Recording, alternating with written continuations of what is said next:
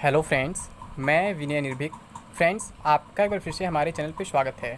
Friends, जब से RRB NTPC answer की का नोटिस आया है, तब से आप लोगों के मन में एक नया कन्फ्यूज़न क्रिएट हो गया है और आप लोग लगातार कमेंट बॉक्स में ये कन्फ्यूज़न दूर करने के लिए बात पूछ रहे हैं कि पहले एनटीपीसी सीबीटी 2 होगा या ग्रुप डी एग्ज़ाम होगा। तो फ्रेंड्स, मैं आपसे ये कहता हूँ, आप लोग के मन में ऐसे कन्फ्यूज़न क्यों आ जाता है आखिर बार बार, जबकि कई बार पहले भी क्लियर किया जा चुका है कि पहले कौन एग्ज़ाम होगा और बाद में कौन एग्ज़ाम होगा। ठीक है, मैं समझ सकता हूँ कि कोई भी परेशान हो जाता है कि जब दोनों एग्ज़ाम एक साथ देना होता है तो परेशान रहता है, मैं इसका प्रिपरेशन करूँ उसका प्रिपरेशन करूँ। लेकिन फ्रेंड्स, कम से कम आप लोग को, जब आप लोग स्टूडेंट हो, एग्ज़ाम का प्रिपरेशन कर रहे हो, तो अपने मन को शांत रखने का प्रयास करें। ठीक ठीक है फ्रेंड्स, मन को शांत रखें, ऐसे परेशान ना हो छोटी छोटी बातों पे, क्योंकि ये सोशल मीडिया पे अफवाहें फैलती रहती हैं। पहले भी अफवाहें फैल चुकी हैं। पहले जब एनटीपीसी स्टार्ट नहीं हुआ था तभी अफवाहें चल रही थी, तब ये कन्फ्यूजन बनाया गया था सोशल मीडिया पे कैंडिडेट्स के बीच में कि पहले ग्रुप डी होगा या फिर एनटीपीसी होगा। यानी एनटीपीसी सीबीटी 1 को तब ग्रुप डी से कंपेयर किया जा रहा था और अब एनटीपीसी सीबीटी 2 को ग्रुप डी से कंपेयर किया जा रहा है। यानी ग्रुप डी वहीं का वही है और कहा जा रहा है कि एनटीपीसी आगे भागते जाएगा। तो ऐसा बिल्कुल नहीं है फ्रेंड्स। मैं इसका प्रूफ देता हूँ, इसका लॉजिक देता हूँ पूरा डिटेल में कि मैं ऐसा क्यों कह रहा हूँ, कन्फर्मली क्यों कह रहा हूँ कि ऐसा बिल्कुल नहीं हो सकता है। तो फ्रेंड्स, आपको मालूम है कि अभी तक क्या है, ग्रुप डी के बारे में यही लगातार कहा जा रहा है कि एनटीपीसी सीबीटी 1 होते ही हम करा देंगे एग्ज़ाम।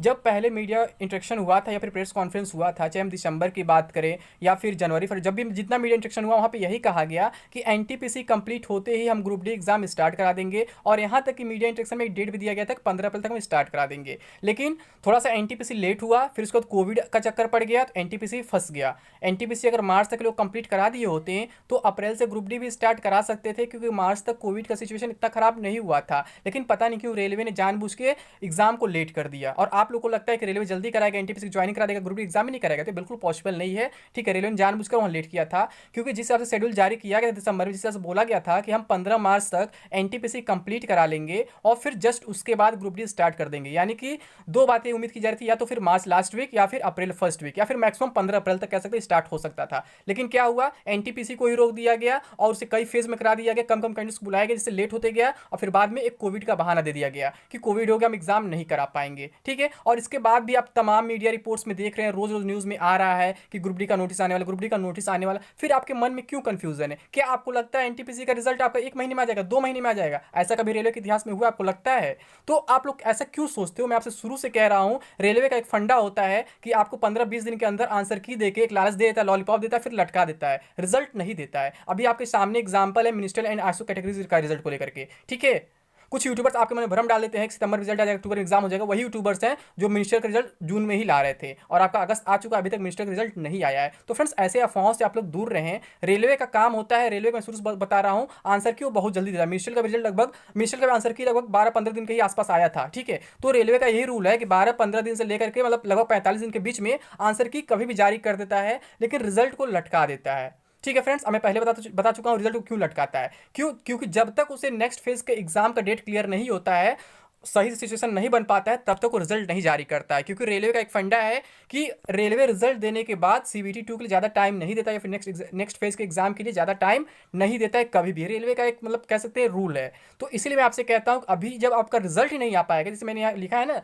एनटीपीसी सीबीटी 1 रिजल्ट कब तक, तो मैं यहाँ दोनों बात मेंशन कर रहा हूँ, रिजल्ट कब आएगा, सीबीटी 2 कब होगा और ग्रुप डी कब होगा। तो फ्रेंड्स, आपको मालूम है कि जैसे रेलवे मैक्सिमम यही होता है कि रिजल्ट को सीबीटी 2 के लिए रोक दिया जाता है। पिछली बार एएलपी का भी एग्जाम ऐसे ही हुआ था, तो वहाँ क्या होता, आंसर की दे दिया गया था, रिजल्ट को रोक दिया गया था। और जब सीबीटी 2 कंफर्म हुआ तब रिजल्ट दिया गया और रिजल्ट के साथ साथ सीबीटी 2 डेट भी घोषित कर दिया गया। ठीक है, उसके 2-3 दिन बाद एडमिट कार्ड जारी कर दिया गया। तो ऐसे होता है, रेलवे का फंडा ये होता है। मैं आपसे शुरू से कह रहा हूँ, आपको सीबीटी 2 के लिए टाइम नहीं मिलेगा, इसलिए आप लोग रिजल्ट का वेट ना करें। आप लोग केवल अपने अपने प्रिपरेशन पे फोकस करें। अगर आप प्रिपेयर रहेंगे तो रिजल्ट आएगा, कभी आएगा, आप पास रहेंगे और आप सीबीटी 2 में बैठेंगे, अपीयर होंगे। तो आपको ये मन में कंफ्यूजन नहीं पालना है फ्रेंड्स। मैं आपसे शुरू से कह रहा हूं, सीबीटी 2 में मैं बता दूं कम से कम आपका दिसंबर तक जाएगा।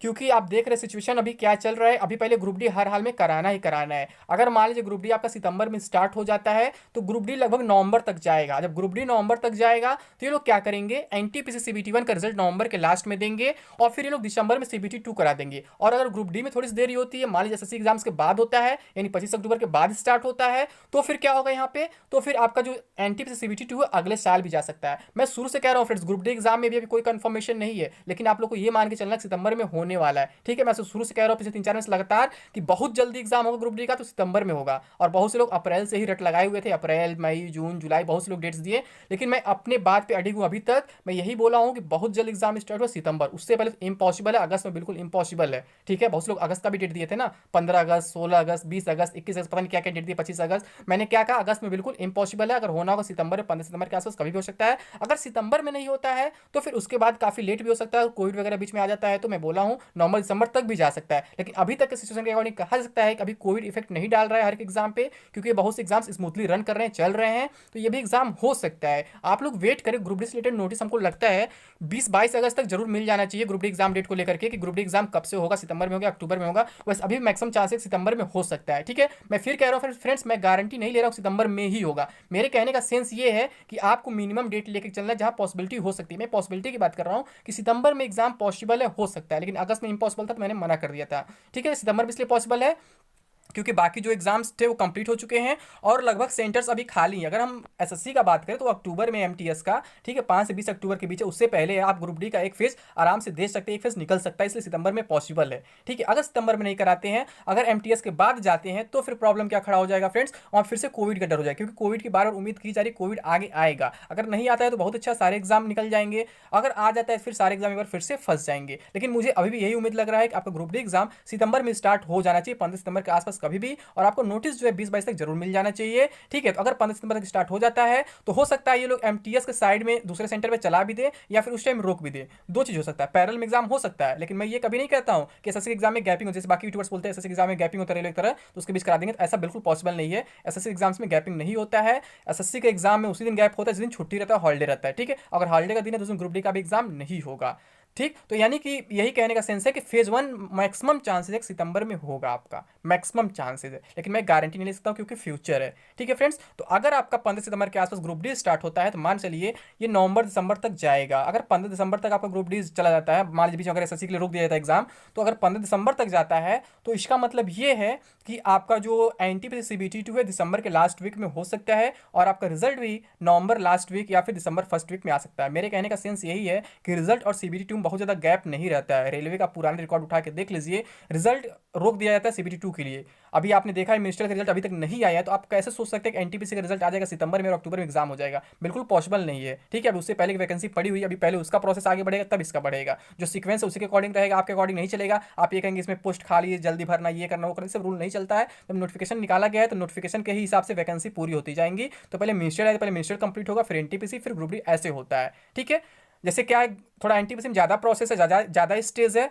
तो यहाँ पे क्या होगा, उससे पहले ग्रुप डी कंप्लीट हो भी सकता है, क्योंकि उसमें क्या है, इसका कल फिजिकल है, फिर मेडिकल है, डायरेक्ट ज्वाइनिंग हो जाएगा। लेकिन एनटीपीसी में क्या है, अभी सीबीटी 2 है, फिर साइको है, तो प्रोसेस थोड़ा लंबा है, लेकिन लेट हो सकता है, लेकिन इसे पहले ही चलाया जाएगा हमेशा। सीबीटी 1 पहले हुआ है, ठीक है, तो सीबीटी 1 फिर उसका भी होगा, लेकिन इसका मतलब ये नहीं कि उसका सीबीटी 1 पूरा रोक देंगे हम, इसका सारा प्रोसेस भगा दे जाएंगे पूरा 5-6 वर्ष, ऐसा नहीं है। हर एक चीज़ अपने अपने टाइम पे ही होगा। नोटिफिकेशन में 20 दिन का गैप रहा है, तो ऐसे एग्जाम में 20-25 दिन गैप, 1 महीना गैप रख सकते हैं। ठीक, तो ऐसे ये लोग करते जाएंगे, तो मतलब कि दोनों प्रोसेस दोनों साइड से चलते रहेगा। ऐसा नहीं है कि किसी एक को रोक के किसी एक को आगे बढ़ा देंगे, या फिर किसी को ऐसा नहीं करते हैं। ठीक है, तो यहाँ पे क्या है, आपका एनटीपीसी भी होते रहेगा और ग्रुप डी भी होता रहेगा, लेकिन एनटीपीसी सीबीटी 2 ग्रुप डी से पहले कभी भी नहीं हो सकता है, और ना ही रिजल्ट सितंबर में आने वाला है। अभी आप देखते जाइए, अभी आंसर की में कितने मिस्टेक मिलने वाले हैं, इसमें रिप्रेजेंटेशन वगैरह लेंगे ये लोग, देखिए कितना परेशान होते हैं। यही कारण इस बार लोग 50 रुपये लगा दिए, पिछले बार फ्री था, इस बार पैसा लगा दिए, 50 रुपये पे ही कंप्लेन होगा, उससे कंप्लेन नहीं हो पाएगा उसके अलावा। ठीक है, तो फ्रेंड्स आपको परेशान होने की जरूरत नहीं, उम्मीद करता हूं आप लोग को सारा कन्फ्यूजन दूर हो गया होगा। ठीक है, तो अभी के लिए बस इतना ही। थैंक यू, जय हिंद, जय भारत।